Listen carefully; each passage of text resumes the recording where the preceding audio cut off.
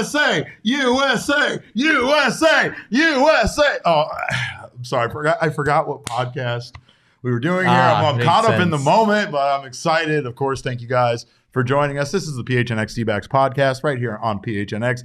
I am your mayor of USA, occasionally known as Derek Montilla. This guy over here is your vice mayor of America, the one and only Thunderstick Jesse Friedman. We're here to talk about a real sport, Derek. Wow. I don't know how else to say that. Jesse, you're canceled. Get out. Get out. Go get Sean. Tell him to come in here because it's his time.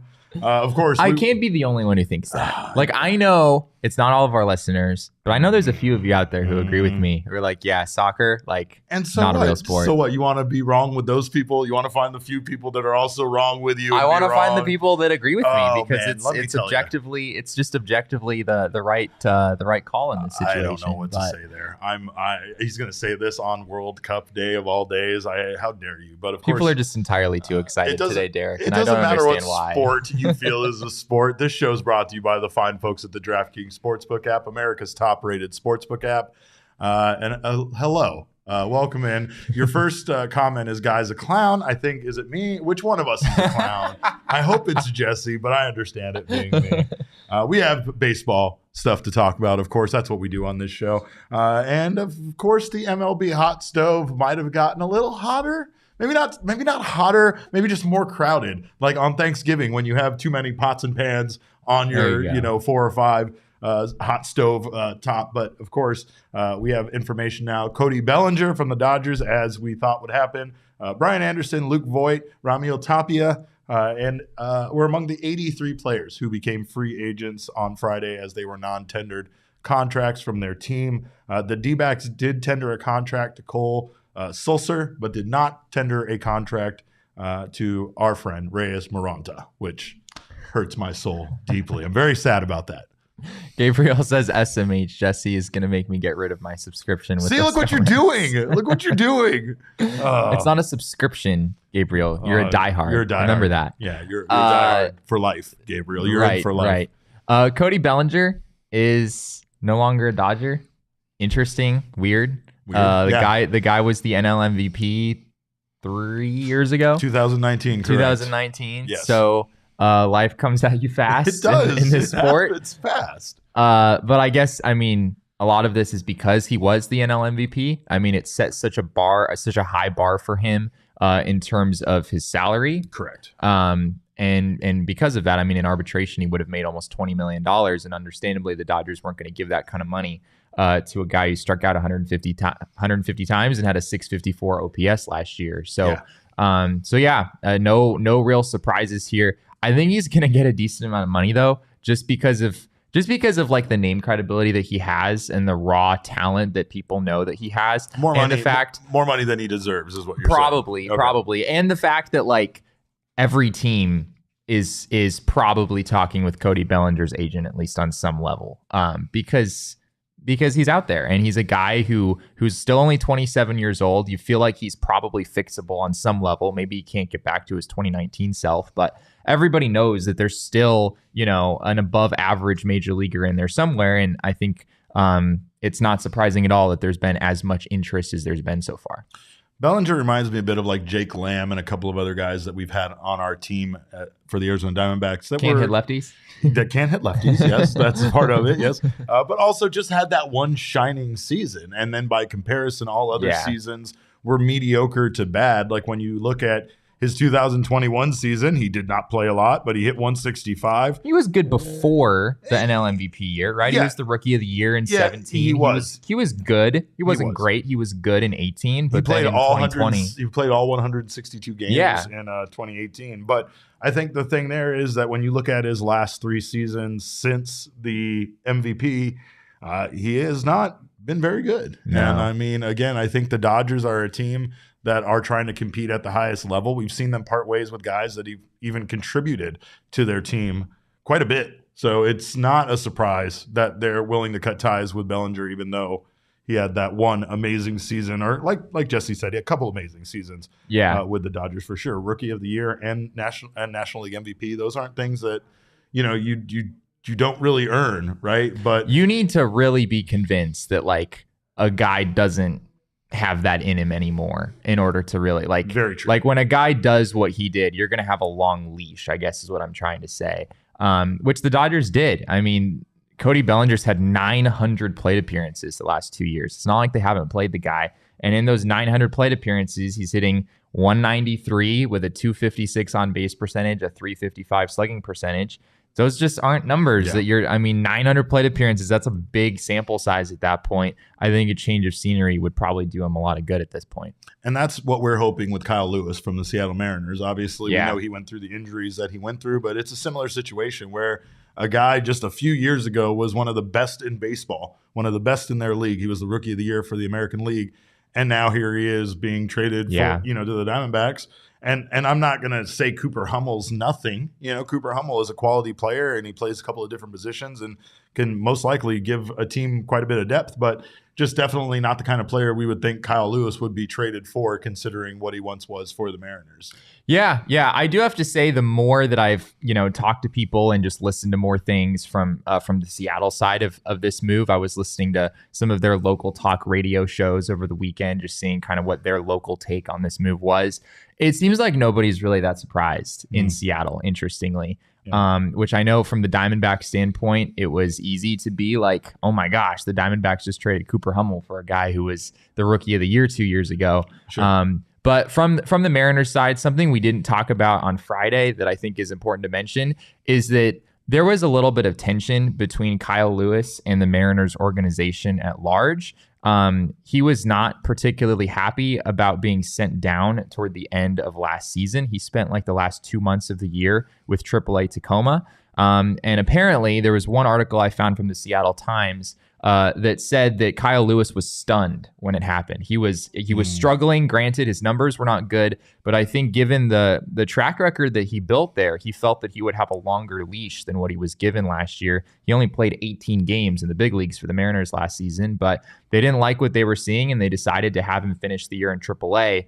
And from what I can tell, after that happened, there was quite a bit of expectation on the Mariners side that this relationship isn't going to work anymore. This guy is going to get dealt somewhere else. Some people maybe thought they would get a little bit more in return for him, but it's hard to really peg much value on a guy who's been through all of the injuries that he has, and his most recent performance isn't really all that great. So it was interesting just hearing what they all had to say.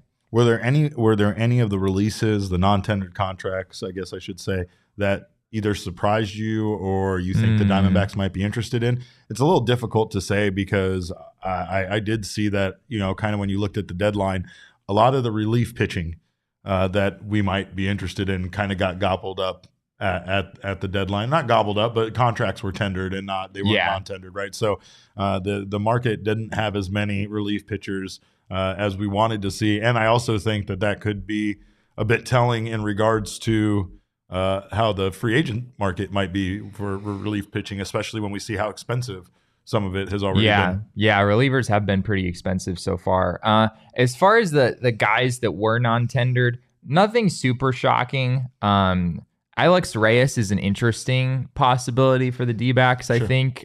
He had a shoulder surgery last year, so he didn't pitch at all in 2020, at least not in the big leagues. But he has, there's some pedigree there. Alex Reyes at one point was a pretty big name, like back end reliever for the Cardinals. For sure. So I think there's some potential there for the D-backs to maybe buy low on him. And that's what they like to do, right? That they tend to like to come in when guys are in that position in their career. It's the reason why Kyle Lewis, I think, was appealing to them. They're willing to take that chance because right now they're looking for anybody to fill some of these gaps. Have the D-backs ever like when was the last time the D-backs bought like high on someone? Like they paid like Madison Bumgarner. But Madison Bumgarner took a significant pay cut to come here. Like, they did buy high in a sense because his value was still really high at that point, and it was higher than it probably should have been. But he only took $85 million to come here, and it sounds like, at least the reports at the time, were that Madison Bumgarner really wanted to be in Arizona and was like taking a pay cut because of it. So I don't know. Are you not gonna say that Yasmani Tomas is a buying high situation? That's fair. I just said when was the last time, so that's a valid answer to that question. You could, I think, Starling Marte is probably someone you could make a case they bought high on when they got him from Pittsburgh. They gave up some pretty good, $206 million coming off the best year of his career. I guess they bought high there too. Yeah, these are all good answers to my question. Thank you, Derek. Well, speaking of free agency and pitching, of course, MLB.com would like nothing more than to pair the Arizona Diamondbacks with a new, better relief pitcher. They had an article out that paired an ideal free agent with each of the 30 Major League Baseball teams, and the Diamondbacks were paired with Trevor Williams from the New York Mets, who posted a 2.47 ERA in 21 relief appearances for the Mets in 2022, striking out more than a batter per inning in the 51 innings pitched. A guy who was a converted relief pitcher, who really, or not converted, but who really came on strong for the Mets there in the end of the season. Yeah, I'm looking at his splits right now. He made 9 starts last year for the Mets, and then he also had the 21 relief appearances. He was sort of like a long reliever for them. 21 innings or 21 games he pitched out of the bullpen, and he threw 51 innings. So he was averaging like multiple innings per appearance there. His strikeout numbers went up significantly as a out of the bullpen. 55 strikeouts in 51 innings. He was like kind of okay as a starter. I guess he only pitched about 4 innings per start, but he had a 4.19 ERA. So, but doesn't have fantastic numbers, but somebody that definitely has shown, especially last season, an ability to be very strong out of the bullpen. And I like that because I don't know what kind of contract he would command, but I feel like it might be in the price range of the Diamondbacks. So MLB was they were a little bit more low key and realistic with the Diamondbacks. I feel like it was one of the few times where I felt like they actually understood the organization when writing an article about them. Meanwhile, they had Aaron Judge going to the Dodgers, and of course they did. Of course they did. But yeah, Trevor Williams was like a big name. I mean, back in 2018, Trevor Williams went 14-10 for the with Pirates, a 3.11 ERA for the Pirates. Yeah, he was really good for the Pirates in his career, for sure. I think those days are sort of behind him, and now he's kind of transitioned into being more of a long relief type. But yeah, I could see that. I could see that being a possible fit for sure. Diamondbacks will take anything that they can get right now when it comes to relief pitching. But when it comes to infielding, I think we're good. So just real quick, we're not going to be answering any phone calls from Asdrubal Cabrera anytime soon. We're not going to. We're not going to. They need a third baseman, though. They do need a third arguably. baseman. So let's take this moment to go ahead and spy on our exes real fast with a little segment we call "Spying on Our Exes," and not in a good way, because I don't know. Of course, you guys remember Asdrubal Cabrera, former Arizona Diamondback, who is now playing in the Venezuelan Winter League, and the other day was a trending topic on Twitter for all the wrong reasons. Lee, you want to play that video? Let's take a look at what happened here. Now, to give you an update, the player that is about to do an incredible bat flip and just slow walking his home run, his dinger off, that was his third home run of the day. The pitcher wasn't having of it, and neither was Asdrubal Cabrera, who came with one hell of a clothesline. In pro wrestling, that is a solid clothesline. He hit the man so hard. Look at this dude. This man he's crushed. And there's a lot of talk about Asdrubal Cabrera never playing baseball again after that. A little bit excessive, a little excessive violence, a little unnecessary roughness there. A little bit. He didn't. For those of you joining us on audio, you should definitely go look up this video. It shouldn't be very difficult for you to find. But yeah, he didn't slap the guy. Like he did not gingerly tap him with a baseball bat like I did you when you were dressed up as a piñata that one time.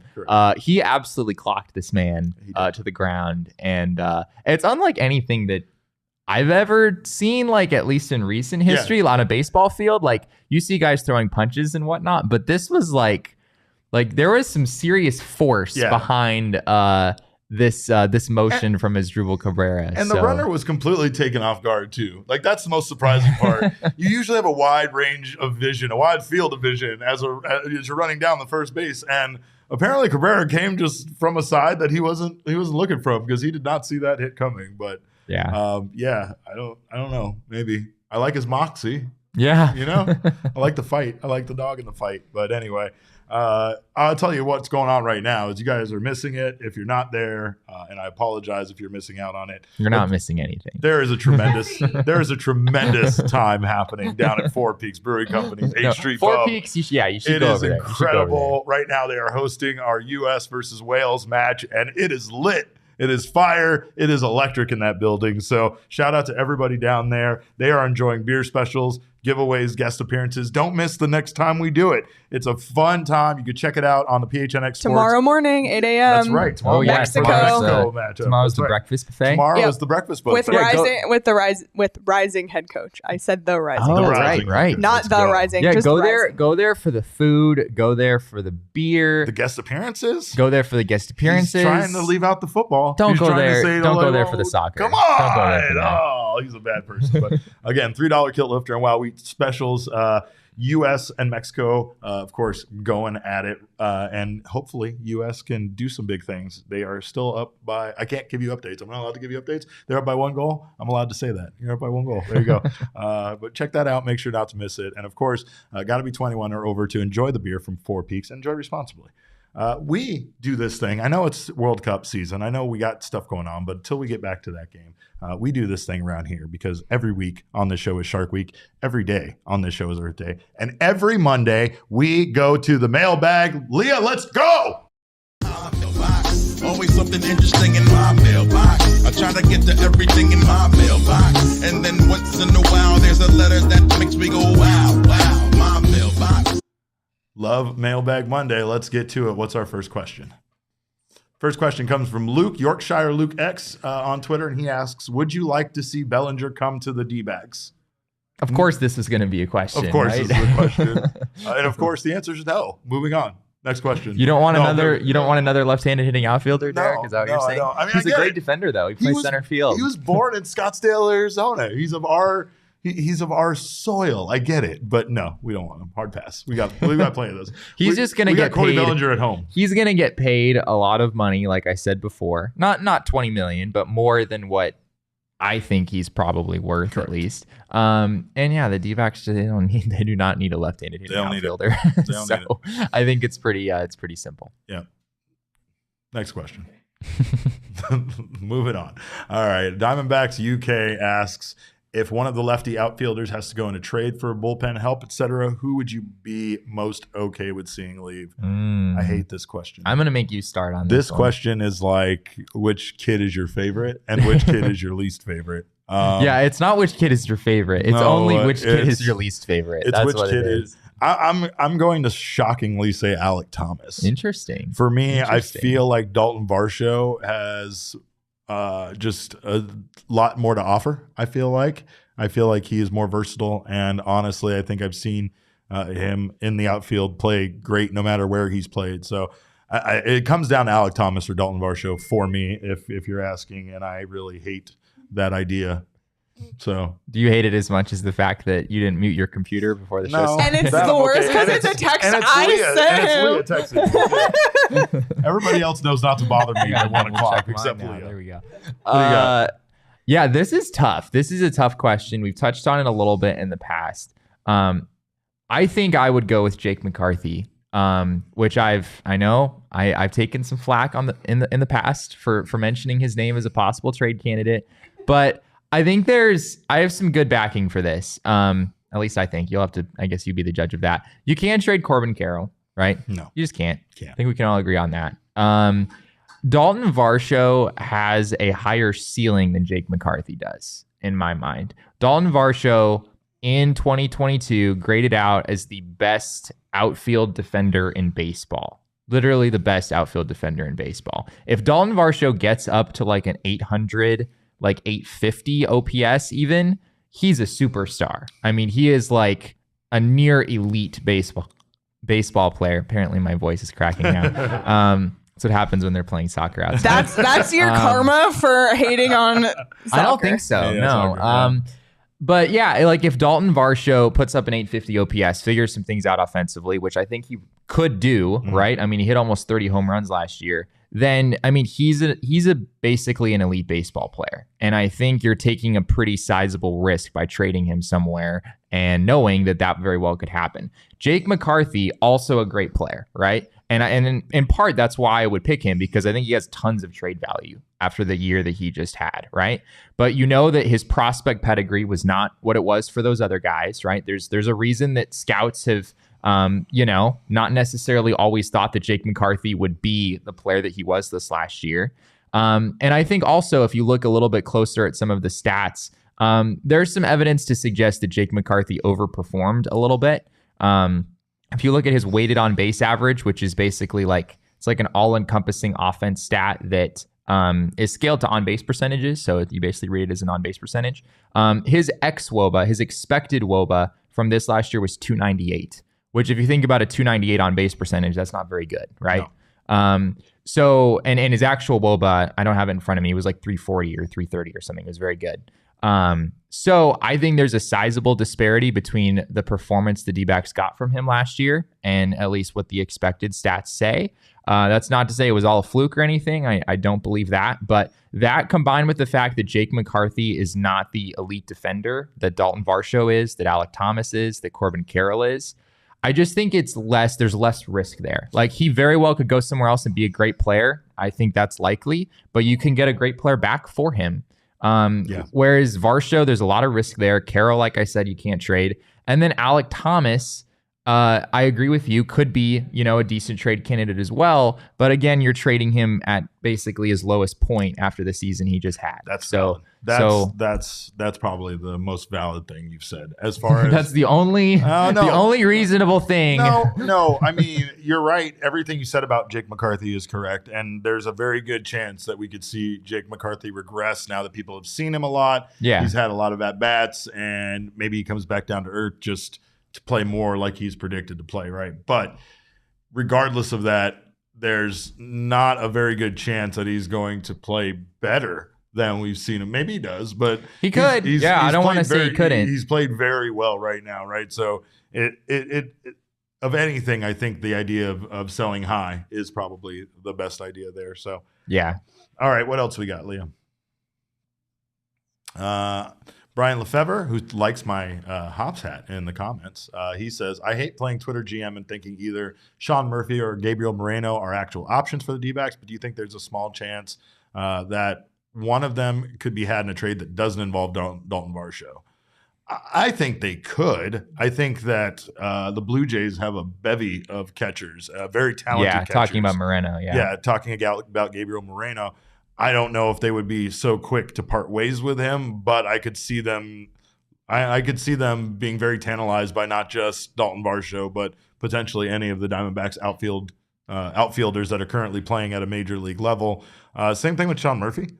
I don't know if the Diamondbacks are necessarily in the market for a that starting level catcher, of a catcher, right? Yeah, somebody that's going to replace Carson or make Carson the backup. Right. Yeah, it sounds like, at least what Mike Hazen has said, is that it seems like it's more likely the D-backs go after a backup than that they go after a starter as far as catcher is concerned. But if you're thinking about, like, if you are trading one of these big name outfielders, what position are you targeting in return? I guess catcher would make sense as being one of the positions that you would maybe look for.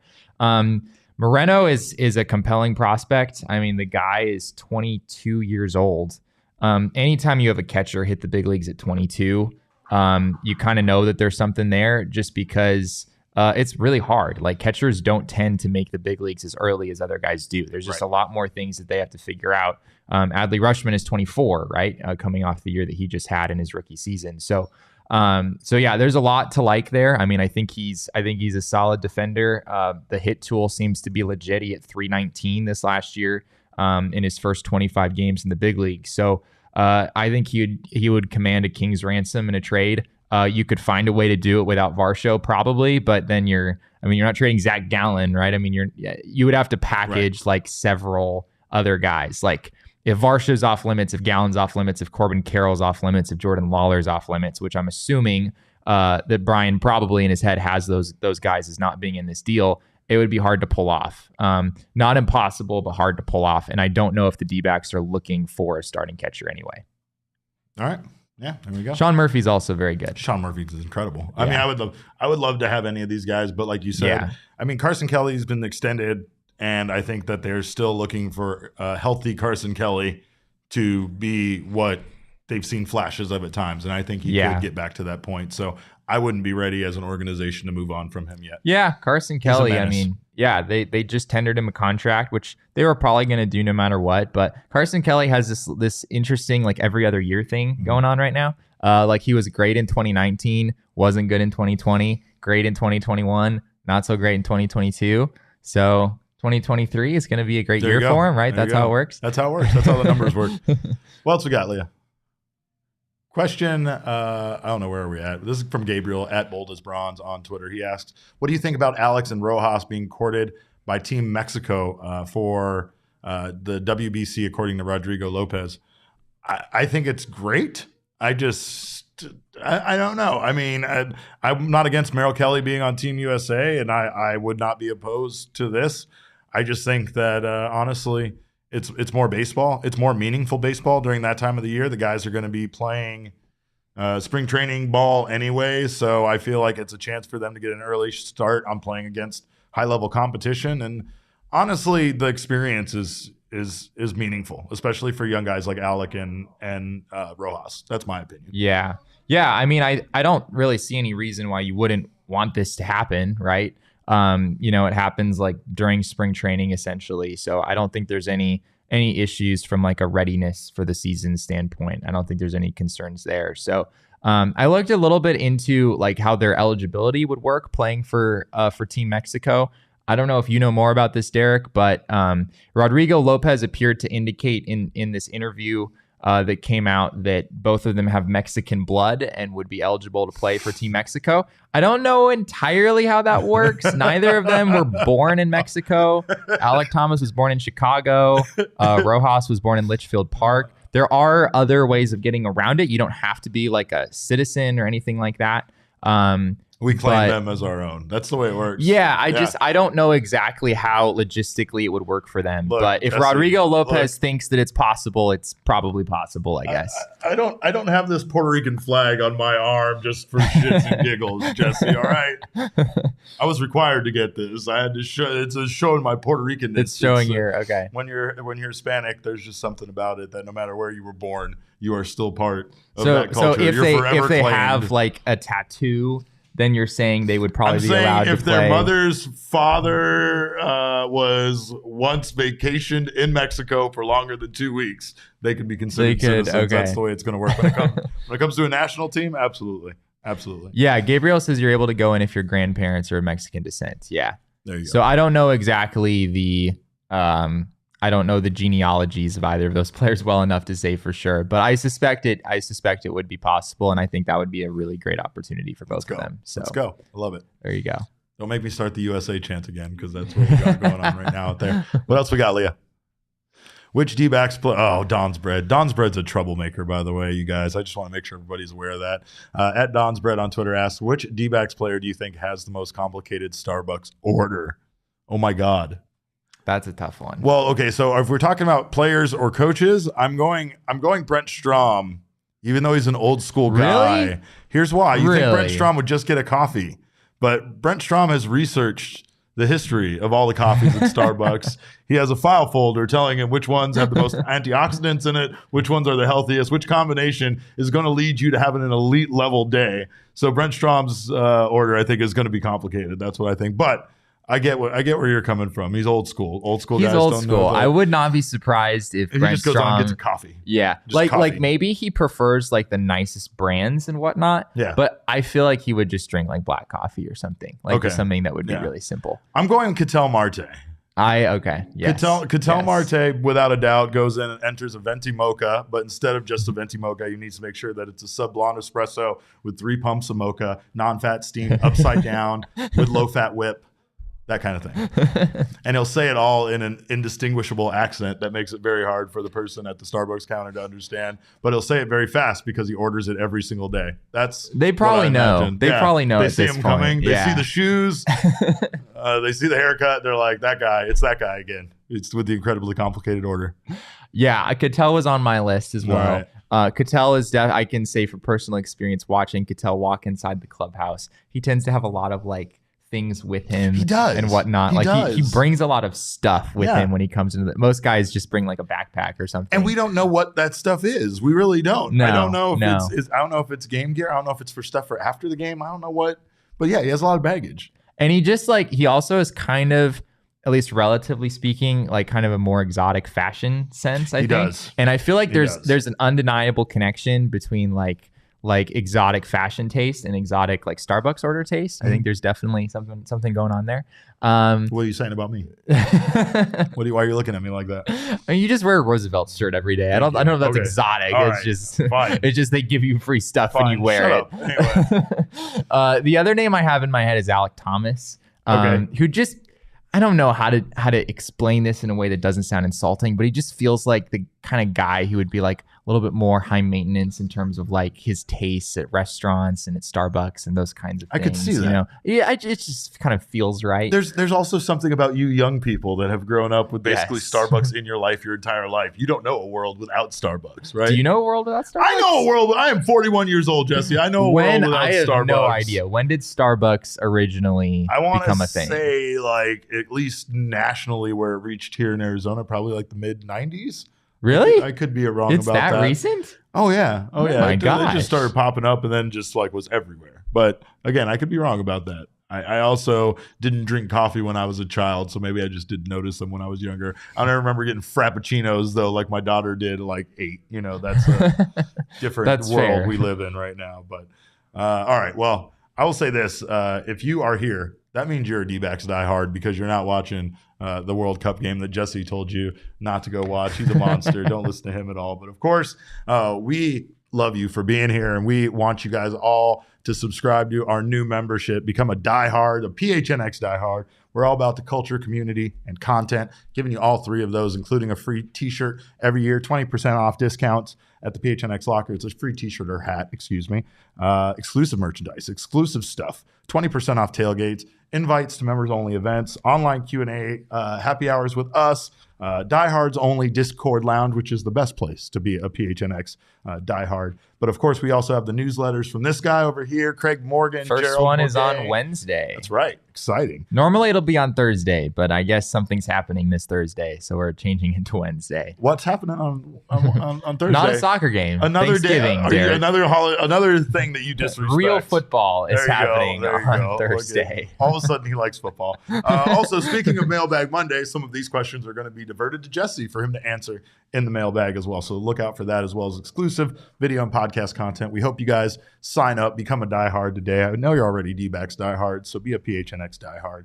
If you're watching us right now on the PHNX Sports YouTube channel, God bless you for being here. We know there's other things going on. Thank you guys for being here. Of course, make sure to subscribe to the PHNX Sports YouTube channel. Sign up for notifications. That way you don't miss whenever any of our shows go live. Also, if you're listening to us on your favorite audio podcasting app, please subscribe to us there if you haven't done so, and leave us a review if you haven't done so. We thank you for doing that. Leah, we got some more mailbag questions. Clev at classic_KL on Twitter asks, what should the D-backs do with Pavin Smith? I don't know. Locker room attendant? Wow. No, I didn't mean that in a bad way. I was just trying to give him other jobs so that he could stay busy. You didn't mean that in a bad way. I just want him to stay busy. No, I didn't mean that. Pavin Smith actually showed some flashes of being very good towards the end of last season when he returned. So I don't know. I think the Diamondbacks right now aren't really worried about their surplus of guys. I think that they just realize they do have a lot of capable, especially when it comes to outfielders, a lot of capable outfielders. And Pavin Smith, honestly, could be a really good, maybe not everyday outfielder, but a backup as well as a backup at first base. Right. Yeah, something the D-backs just haven't had enough of recently. And I think Diamondbacks fans might be so unfamiliar with this that it feels like foreign and something that they don't have a right to have. But like depth is very important in a major league franchise, right? Like especially for this team that's been crippled by injuries at times and absolutely shook to its core. You need a guy where, like, if something happens to Christian Walker or whatever, right? And you need someone to play first base for 2 months. Like you just said, Pavin Smith could be a guy who fits in well there, right? Especially if they trade one of their outfielders, Pavin Smith gives you some depth. And again, it's not to say that Pavin Smith is going to measure up to what the guy was doing that he's replacing, right? But it's the reality that you need players in your organization that can come up and can come in to those situations and just give you stability. It's something the Diamondbacks really haven't had enough of for a very long time. And it oftentimes is the difference between teams like the Dodgers and other teams. It's not necessarily that the Dodgers' top line talent is better than everyone else. It's that when one of their top line talent players gets injured, the guy coming in to replace them is not a significant step lower than the guy that they're replacing, right? And so I think that's a big thing to keep in mind when evaluating Pavin Smith's future. Like, he can have a lot of value fulfilling that role for the D-backs. But yeah, in terms of like is he going to start next year? Probably not, right? Like, I think we're at the point where he's reached sort of a dead end in terms of being like an everyday guy for this baseball team. There's just so many guys in front of him and on the depth chart at this point. He could get traded. It's possible. I don't think the D-backs are necessarily looking to trade him because of all the reasons I just mentioned.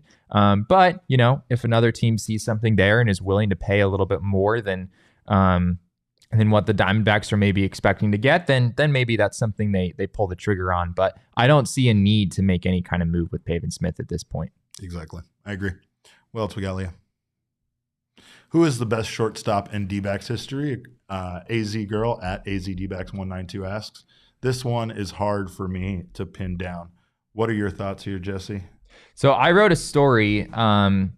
This was like last off season. So I think it was like January of 2022. You could still find it on our website.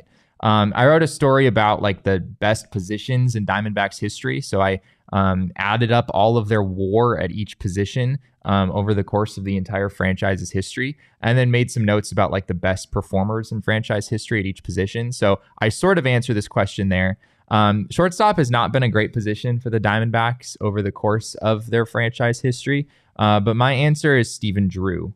Same. I think he had the best single season in 2010. Yeah. Stephen Drew hit 278, 352, 458 with 15 home runs and 10 stolen bases. It was almost a 5 WAR season for him.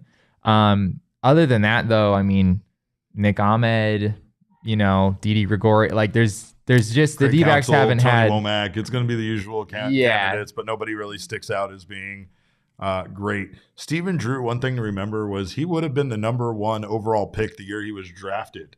But because he was represented by Scott Boras and wanted a large signing bonus, right. He ended up slipping down to the Diamondbacks at 15th, I believe, in the draft, somewhere around there. Yeah, 15th. So that ended up being a huge pickup. And to be honest, I mean, he was a big reason why that team returned to a playoff team, you know, while he was a part of it. So yeah. I really enjoyed Stephen Drew's time here with the Diamondbacks, and I thought he was a great player. But I will say that the pickings are slim when it comes to shortstop. Yeah, Ahmed's had a couple good years, like 2017 and 2018 were both decent years for Nick Ahmed overall. He was like in the 15 to 20 home run range, and his offense has always been a little below average, but those years it was at least pretty close. Another name that is interesting is Didi Gregorius. Didi Gregorius, if the Diamondbacks had held on to him, I think very well could have been the best shortstop in franchise history. Yeah. Because he got down ballot MVP votes with the Yankees in 2017 and 2018. He hit 25 homers in 2017. He hit 27 homers in 2018. He was a pretty good player. And not to say you'd necessarily like go back and redo the trade. I'm not necessarily saying that. That's a whole other conversation. The D-backs got some good value back in that deal in the form of Robbie Ray. But it is interesting, at least, to think about what might have been if he had stuck around. I agree. All right, what else we got, Leah? And that leads us to this question from Travis Moore. Moore, for me, on Twitter asks, does Jordan Lawlar get the call-up this season? Who could be potentially the Diamondbacks' best shortstop there you go. in team history. There you go. Well, that remains to be seen, but I don't know. Jesse, does he get the call-up? Do we think we see him early this season? Do we see him kind of get the late call-up like Corbin Carroll got before the end of the season last year? I think it'd be a late call-up if it happens. You know, he just got a little taste of Double-A toward the end of this past season, so he'll probably start in Double-A next year. It seems like the D-backs, at least at this point, they're not real big on like the going straight from Double-A to the big leagues thing. No. So it seems like you'd probably have to go to Triple-A. Why would they when you can stop in Reno and smash the ball for, you know, a couple of months? I mean, Amarillo is even more hitter friendly than Reno, though. So I about building that confidence, though. You know what I mean? I think I don't know if I'm quite ready to say it's likely that Jordan Lawlar gets to the big leagues in 2023, but I will not be surprised at all. Exactly. I will not be surprised at all. Exactly. He's basically set up to do exactly what Corbin Carroll did this year, where he started in AA, was outstanding there, went to AAA, continued to be good, and the D-backs basically had no choice but to call him up toward the end of the year. I think ideally, that's what happens here. Injuries will be the biggest variable for Jordan Lawlar at this point. He's been injured a couple of times, and it could potentially rear its head and slow his progression this season. I still think 2024 is the most likely time when we will see him. But so you're saying no Jordan Lawlar? I'm saying no. I'm saying it because the Diamondbacks are going to have, if Nick Ahmed and Geraldo Perdomo, our risk king, can stay healthy, they're going to have the depth there at shortstop. So yeah, they probably won't be in a situation where they're like, we're out of shortstops, like give us Jordan Lawlar because we don't have anyone else. That's a fair point. But I don't know. I mean, after what he did in the fall league, like I don't really have any big doubts about him being able to go into AA next year and have a lot of success. And if that happens, I mean, AAA doesn't seem to be that much more difficult. At least it wasn't for Corbin Carroll and some of the other D-backs prospects recently. So I think it's very possible we see Jordan Lawlar in the big leagues at the end of next year, which would think about the excitement of that happening toward the end of this year. Like all the guys that are already, like Corbin Carroll is, first full season from him. Brandon Pfaadt, we're probably going to see a lot of. Getting Jordan Lawlar at the end of the year would just be like the icing on the cake. I'm so excited. He's getting me so excited. All right. What else? Why is Leah making a sad face? Wales just scored a penalty kick. I'm very upset. I blame you. It's all Jesse's fault. Who cares? Look at who cares. Throw this man out of here. All right, last question. Let's go. What do we got? Let's bring the vibes back up with this one. And Daniel Cortez is going to bring the vibes. Thank you so much, Danielle. Danielle asks, by the way, at Abracadanielle on Twitter, asks, which D-backs player or coach has the best Thanksgiving spread? Torey Lovullo. Yeah, darn it. That's exactly the name I had. We've seen this, we've zoomed into this man's house so many times. We also know that he goes and visits his daughter in like France or Japan or wherever she's at. So he has China, I think. China is where was that where she was at last time? I don't know. I know she thought they met up Mandarin. in France. Yeah, she does speak Mandarin. Yeah, she spoke with Jack Summers, who also speaks Mandarin. Yeah, we showed you guys that clip. That was incredible. We very much agree on this one. Torey Lovullo, it goes all out. He just seems like the kind of guy who would take that sort of thing very seriously. Yeah. He would dress a little nice, but not too nice. You would come in, it would be a warm, inviting atmosphere. There would be liquor, all sorts of liquor of your choice, but like a food spread that would be incredible. And I bet, I don't know, I feel like this is going to be an insulting thing, but I feel like it wouldn't be cooked. It wouldn't be cooked in the home. It would have been brought in from some very expensive restaurant or catering service. You think he does takeout? I don't know. Oh, that's fascinating. No, takeout is different. I'm calling this catering is what I'm calling it. Catering. Let's get at the right thing, right?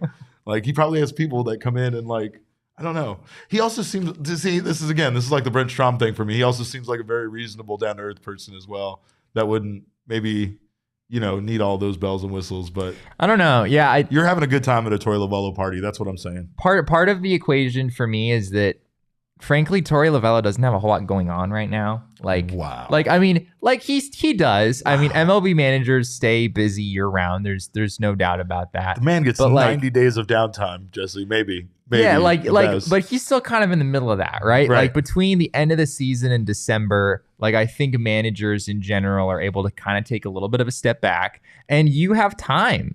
You have time to go all out in your food preparation and not have to worry about work and other things. He's also Italian, so I think he would take a lot of pride in actually preparing the meal himself. Yeah, there. I don't think he's doing catering. Oh, well, here's what I will say, and this is what I want to reiterate is like he's going to make sure you have a good time, right? Like he's not going to just throw something together and just have you come in and whatever. Like he's going to make sure it's nice. There's going to be like one of those Thanksgiving playlists like Michaela put on at our PHNX Friendsgiving. That's like classy music, some jazz or something. Like playing. Shane kept stopping on his phone while he was watching. Stand it. He hated it so much. No, I think wasn't it playing from his phone? And he like kept accidentally stopping it? No, I think it was playing from Max, and he was trying to interrupt it and play like rap music or something. That sounds like something Shane would do. Yeah, that's probably more on board. But anyway, is that it? You got any players going to put on a good Thanksgiving? I don't know. Torey Lovullo was absolutely the first name that came to my mind here. You're right. You're right. I feel like Madison Bumgarner would surprise you, I bet. Like Madison Bumgarner. Madison, I could see it. I could see it. He'd be very wholesome, surprisingly. I think Merrill Kelly probably would have I think he would probably go all out for Thanksgiving as well. But he is the Rolls, so of course. Yeah. Merrill Kelly's the Rolls. Don't forget that. We thank you guys, of course, for your questions, and we hope you guys, no matter what, are thinking of your guests the way Torey Lovullo would think of you this Thanksgiving and putting together a good function. I have a bunch of family coming into town, and I'm probably not supposed to say this publicly, but I'm not looking forward to it.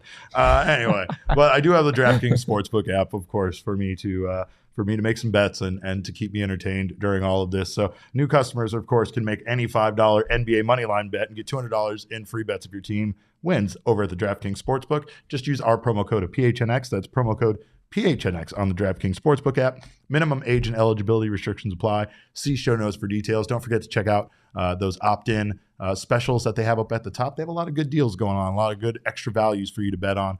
I hit on that on I think it was a Derrick Henry anytime touchdown, and I got myself a little plus 100 on that. So make sure to check that out and use our promo code again of PHNX over at the DraftKings Sportsbook app.